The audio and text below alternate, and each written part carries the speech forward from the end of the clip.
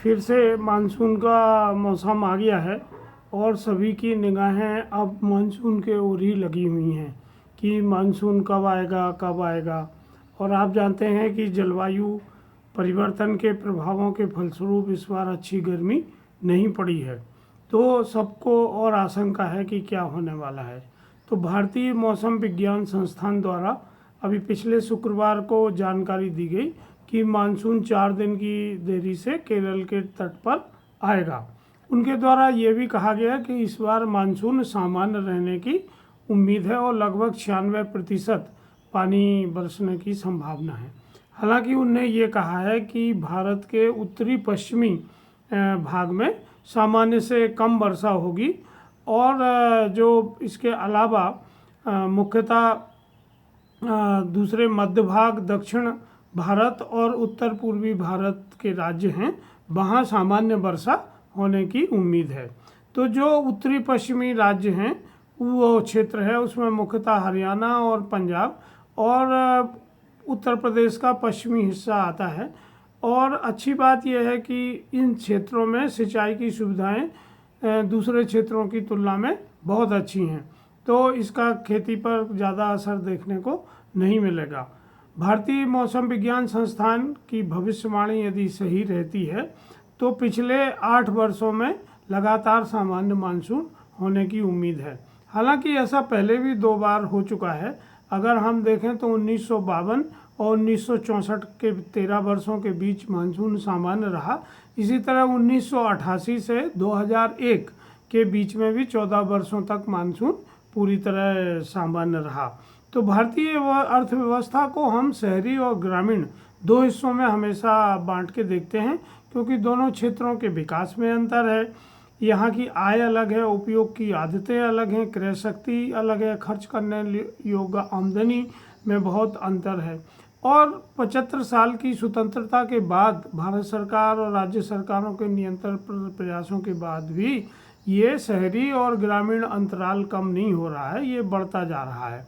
तो इसलिए ग्रामीण क्षेत्रों में इसका क्या असर होगा, इस पर अर्थशास्त्रियों की, व्यापारियों की और कंपनियों की बहुत नज़र है, क्योंकि हालांकि खेती का जो प्रतिशत है हमारी जीडीपी में, कुल सकल घरेलू आय में, वो निरंतर कम होता रहा है, पर अभी भी देश की 65% से अधिक जनसंख्या ग्रामीण क्षेत्रों में ही निवास करती है। इसलिए जो कंपनियां हैं, जैसे एफएमसीजी कंपनियां हैं, वाइट गुड्स बनाने वाली कंपनियां हैं, कृषि आदान बनाने वाली कंपनियां हैं, दोपहिया वाहन और कार बनाने वाली कंपनियां हैं, मशीन उपकरण बनाने वाली कंपनियां हैं, बैंक और बीमा कंपनियां हैं, इनका निरंतर प्रयास रहा है कि ये ग्रामीण क्षेत्रों में अपनी पहुंच को बढ़ाएं, और अभी ये पहुंच बढ़ भी गई है।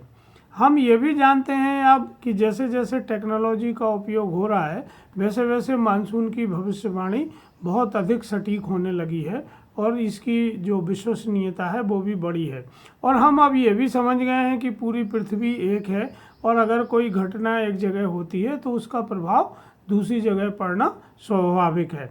तो अब कहा जाता है, कहावत है कि यार यदि अमेजन के जंगलों में कोई तितली पंख फड़फड़ाती है तो उसका असर हमारे यहाँ देखने को मिलता है। इसी को अगर हम मानसून के संदर्भ में देखें तो यदि प्रशांत महासागर और हिंद महासागर के पानी की सतह में वृद्धि होती है तो उसका असर हमारे हिंदुस्तान के मानसून के ऊपर होता है, और इस असर को कहते हैं अल नीनो। अल नीनो का अर्थ होता है छोटा बच्चा, लेकिन यह छोटा बच्चा जो है वो पृथ्वी के ऊपर बहुत गंभीर प्रभाव डालता है और पूरी अर्थव्यवस्था को तहस नहस करने की क्षमता रखता है।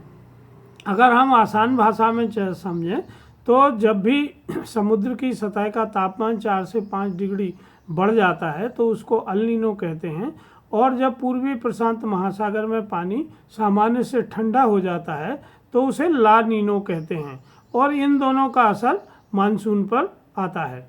हालांकि जो ये अल नीनो की स्थिति है ये हर 3 साल में बढ़ती है, और इसीलिए 2023 में इसको बढ़ने की संभावना व्यक्त की जा रही है। लेकिन भारतीय मौसम विज्ञान संस्थान का कहना है कि अभी तक अल नीनो बनता हुआ नहीं दिख रहा है। ये शायद मानसून के दौरान बन सकता है और इसका असर जब मानसून जा रहा होगा तब इसका असर हमें देखने को मिलेगा। तो हम ये जानते हैं कि मानसून का जो अध्ययन है निरंतर भारत सरकार के अलावा प्राइवेट कंपनियां भी करती हैं। जैसे मैंने आपसे कहा, ट्रैक्टर बनाने वाली कंपनियां, अब इनका जो एसोसिएशन है उनका ये अनुमान है कि वर्ष 2014-15 और 2018-19 में भी अल नीनो का प्रभाव था, लेकिन ट्रैक्टरों की बिक्री पे इसका कोई खास असर नहीं हुआ। जो एफएमसीजी कंपनी है जैसे आईटीसी, उनकी पहुंच लगभग 1.7 मिलियन स्टोर्स में है और इसमें आधे से अधिक जो उनके स्टोर हैं वो ग्रामीण क्षेत्रों में हैं। और उनका कहना है कि जो इन स्टोरों में एफएमसीजी की डिमांड सबसे कम होना थी वो बॉटम उनने छू लिया है और अब ये निरंतर मांग ऊपर की ओर बढ़ रही है और इसमें कोई कमी देखने में नहीं आ रही है। मारुति सुजुकी कारों की जो 44% बिक्री है वो ग्रामीण क्षेत्रों में होती है। उनका भी कहना है कि वर्ष 2022-23 में इनकी मांग में 31% की वृद्धि हुई है।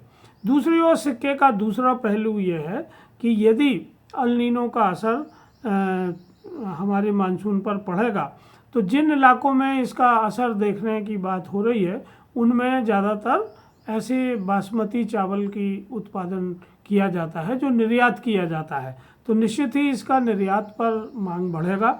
इन क्षेत्रों में बिजली की खपत बढ़ जाएगी, एसी की मांग बढ़ेगी और खाने के तेल की मांग बढ़ेगी, क्योंकि हम लगभग 60% खाने का तेल आयात करते हैं तो हमें और आयात करना पड़ सकता है।